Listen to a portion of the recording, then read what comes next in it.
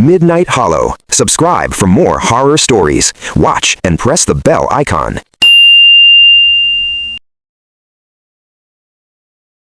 The forest was never part of Laura's plan. She had taken the wrong exit after working a double shift at the clinic. Her phone battery was at 8%, GPS spinning uselessly, signal fading bar by bar until it disappeared completely. The road narrowed, asphalt cracking into gravel, trees crowding in so tightly that their branches scraped the sides of her car like fingernails. She told herself not to panic. It was just a shortcut, just woods, just night. Then the engine stalled. The car rolled to a stop beneath a canopy of black leaves. No streetlights, no houses, no sound except the ticking of the cooling engine and Laura's own breathing, shallow and fast. She tried the ignition again. Nothing. "Great," she whispered. Her phone lit once more. 1%. No signal. The screen went black. The silence pressed in immediately, thick and unnatural, as if the forest had been holding its breath and finally decided to exhale. Laura stepped out of the car, locking it out of instinct. The air was cold, damp, carrying the smell of wet soil and rotting leaves. Somewhere far away, something howled. Not a wolf, not a dog, too long, too broken. She hugged her jacket tighter and started walking. The road curved, disappearing into darkness. Her footsteps sounded too loud, crunching gravel echoing in a way that felt wrong, like the sound was coming back to her from too many directions at once. After 10 minutes, she realized something was off. The forest hadn't changed. Same bent tree shaped like a claw. Same fallen log split down the middle. Same moss-covered rock beside the road. She had passed them already. Her heart skipped. She turned around, walking faster now, almost jogging. The same shapes appeared again, waiting for her like props on a stage. "No," she muttered, "that's not possible." The air grew colder. Then she heard footsteps behind her. Not leaves crunching, not gravel shifting. Bare feet. Slow, careful. She stopped. The footsteps stopped.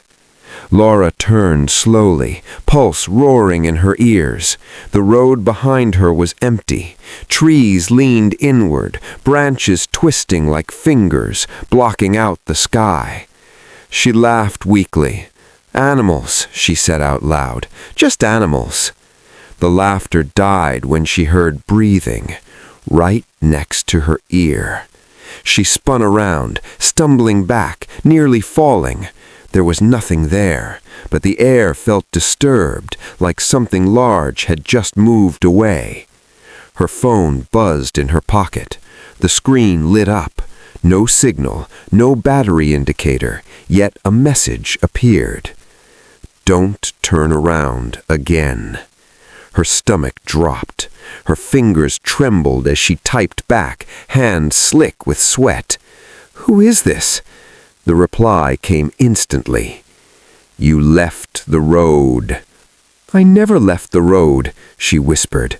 Another message. "You did when you stopped listening." The forest changed. The trees grew closer, their trunks stretching impossibly tall, bark splitting into shapes that almost looked like faces. The road beneath her feet softened, gravel sinking like flesh under pressure. Laura ran. Branches lashed her arms, thorns tearing fabric and skin. She burst through a wall of undergrowth and stumbled into a clearing. In the center stood a wooden cabin. Lights were on inside. Relief hit her so hard her knees nearly buckled. "Hello?" she shouted, running toward it. "Is anyone there?" The door creaked open before she touched it.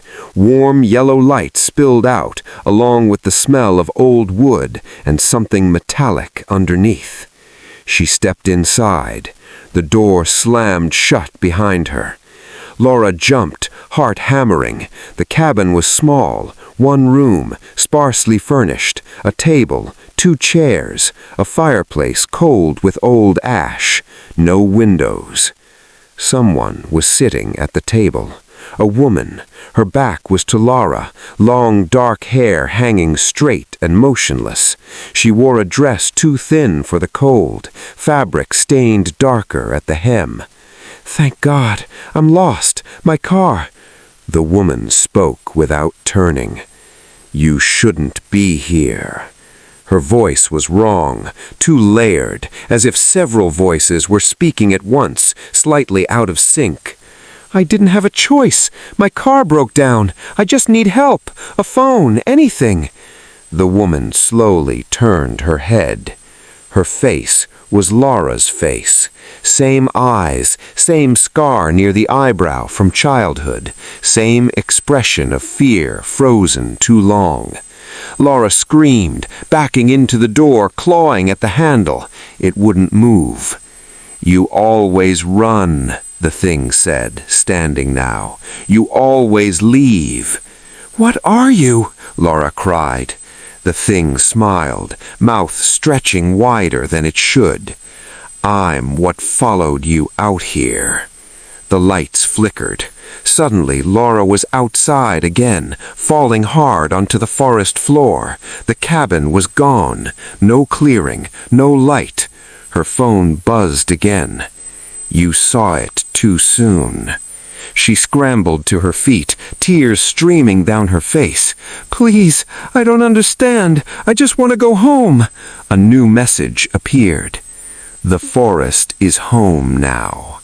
Shapes moved between the trees, tall, thin, their joints bent the wrong way. Eyes reflected faint light that didn't exist. They were circling her. Laura ran blindly, lungs burning, legs screaming. The ground dropped suddenly, and she tumbled down a steep embankment, rolling until she slammed into something hard, a stone wall. A structure emerged from the darkness, an old ranger station, door hanging open. She dragged herself inside, slamming it shut, shoving a rusted desk against it. Her body shook uncontrollably. The room smelled of mildew and decay. Old maps peeled from the walls. An old desk calendar hung crooked. The date circled in red. Today. Her breath hitched. She heard whispering outside. Not words, names. Her name. Lara, Lara, Lara. The radio on the desk crackled to life. Static, then a voice. "You shouldn't answer them." She jumped. "Who is this?" "Someone who didn't listen. They don't like being ignored." "What are they?" A pause. Echoes. The door shook as something slammed into it. Once, twice, cracks spread through the wood. They're pieces of people who stayed. The forest keeps what it touches. Laura backed away. "How do I leave?" Another pause, longer this time. "You don't." The radio clicked off. The light died. Something began to crawl across the ceiling. Laura screamed as hands dropped down, cold fingers brushing her hair. She swung blindly, hitting nothing, everything. Shadows poured through the cracks in the walls, filling the room with moving darkness. Her phone vibrated violently. Final message. Stop running. The shadows froze. Laura collapsed to her knees, sobbing, chest heaving. "Okay," she whispered. "Okay, I'm not running." The forest went silent. A shape stepped forward from the darkness. It was her again, but older, hollow-eyed, skin pale and stretched tight. "You can stay, or you can replace." "Who?" Laura whispered. The thing smiled sadly. Me. The forest leaned in, waiting. Laura felt something growing in her chest, spreading like roots, anchoring her to the soil beneath the floorboards. Her scream never made it past the trees. By morning, a single car sat abandoned on a forest road, engine cold, doors locked.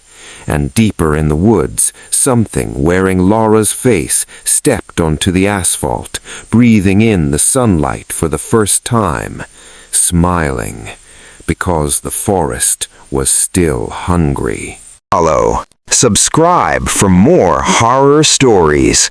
Watch and press the bell icon.